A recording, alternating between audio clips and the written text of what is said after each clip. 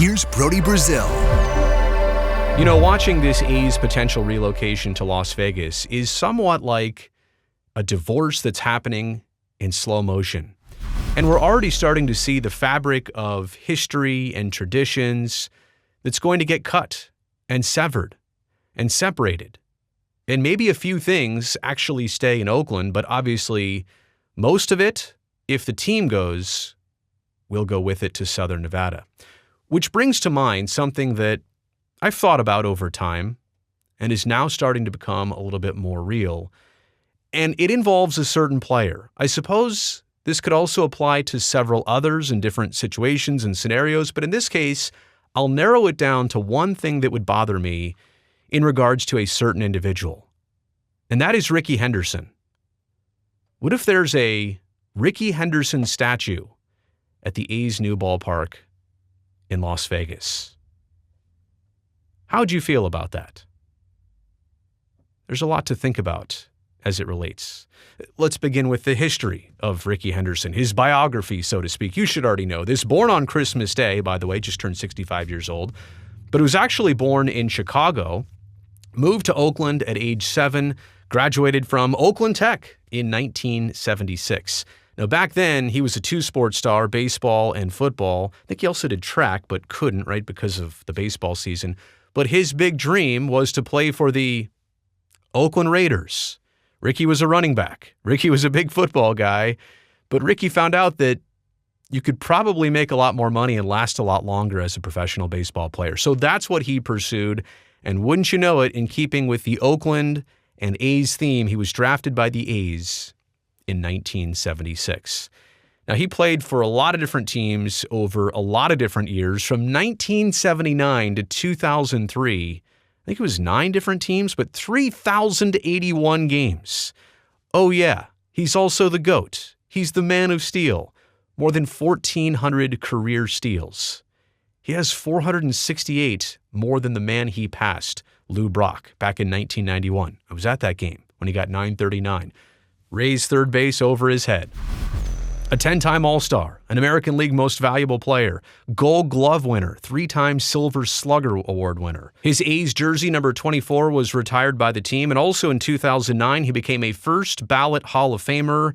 He went straight into Cooperstown. They also named the playing surface at the Coliseum after him, like Rickey Henderson Field. We'll talk more about that in just a second. But going back to that day in May of 1991, when he surpassed Lou Brock. There it was, right after 939. He stole third base, took the bag from its moorings, put it above his head. That is an iconic A's moment right there.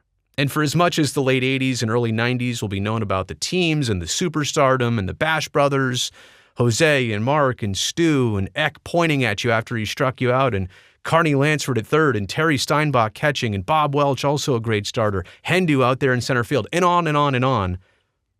This moment and this day and the photos from it and just the scenery here of that's a day game at the Coliseum. Granted, people knew he was about to break the record, but that was Oakland A's baseball, and that still could be Oakland A's baseball. There's no reason that couldn't still exist. That scenery, that setting, well, obviously the background doesn't exist anymore because Mount Davis is out there, which is still being paid off, by the way, for one more year. But that is iconic A's baseball, how people should remember it. And I mentioned Rickey Henderson Field.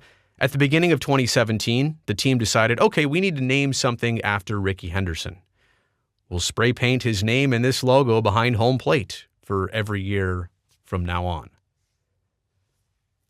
But I mean, they've had all this time to honor Rickey properly and others properly.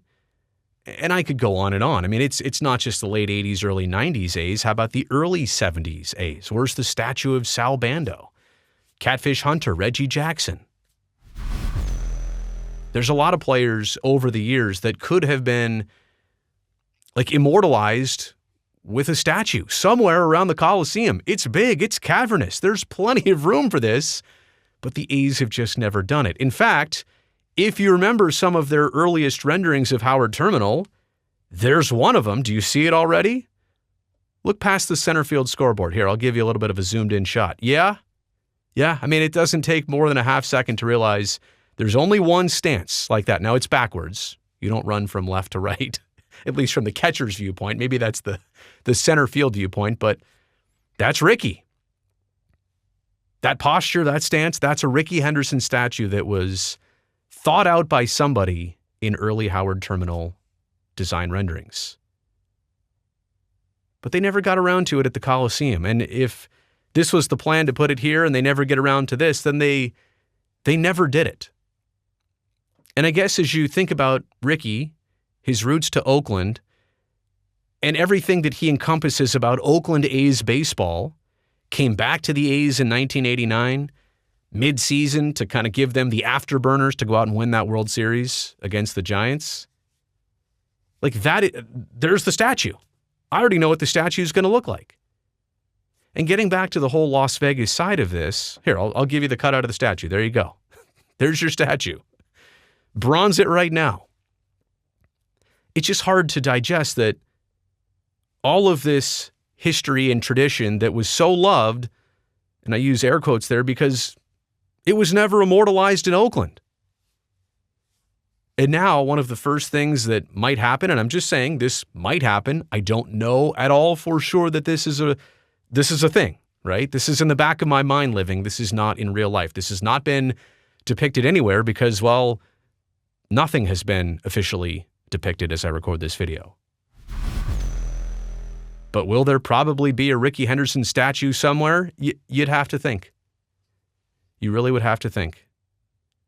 And it was never done in Oakland. And it will never live on in Oakland because it was never done in the first place. And now it might get done in Las Vegas because they're looking to bond to history from somewhere else and bring it with them. And so that's rough. I'll be honest, it's kind of like a worst case scenario playing out in my head. I don't know if that will actually happen. But the possibility of it alone already kind of just rubs me the wrong way. The thought of it, the idea of it, the fact that it's likely to some degree doesn't sit well at all. You made it here to the end of the video. You know I appreciate that. Thumbs up down below. Also, don't forget to subscribe so I can definitely see you back here next time.